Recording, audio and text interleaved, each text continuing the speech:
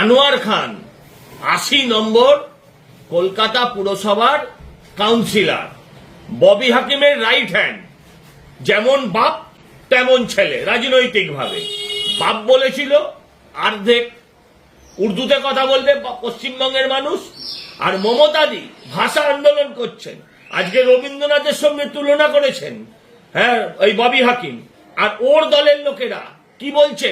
ওর দলের লোকেরা, একজন কাউন্সিলর তিনি প্রকাশ্যে মাইক লাগিয়ে হিন্দিতে বলছেন, সব বিজেপি কো খতম কর দেগা, কান খোলকে শুন রাখো। কান খোলকে শুনলো, এটা বাঙালির অপমান নয়? বলছেন দো কুত্তা এক কুতিয়া। ওখানকার আমাদের দুই ভারতীয় জনতা পার্টির কর্মী এবং একজন নেত্রীর উদ্দেশ্যে, একজন বাঙালির উদ্দেশ্যে বলছে কুতিয়া, আর দুজন নেতার উদ্দেশ্যে বলছে কুত্তা। আজকে বাংলার মানুষের প্রশ্ন করতে হবে নিজের বিবেকের কাছে, সংবাদ মাধ্যম প্রশ্ন করুন নিজের বিবেকের কাছে।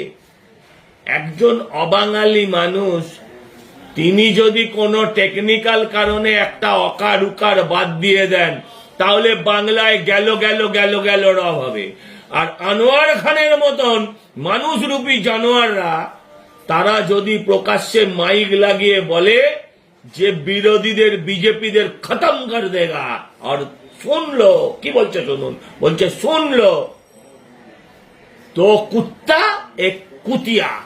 মা বোনেদের এইভাবে যারা অসম্মান করে, এই যারা বাঙালি বিদ্বেষী শুধু নয়, এই নারী বিদ্বেষী মানুষরূপী পশুদের বিরুদ্ধে আপনাদের জাগতে হবে। আপনাদের চিনতে হবে আসলকে বাংলা বিরোধী। যে দলটা বাংলার প্রতিষ্ঠা, এই যে দলটার প্রতিষ্ঠাতা একজন বাঙালি, সে বাংলা বিরোধী না মমতা ব্যানার্জির সেই প্রজাতির লোকেরা বাংলা বিরোধী, যারা বলেছিলেন যে আমি যে গরুর দুধ খাই তার লাথি খেতে হবে। আজকে লাথি খাচ্ছে বাঙালি। তাই বাঙালিকে বুঝতে হবে কোনটা ঠিক আর কোনটা বেঠিক।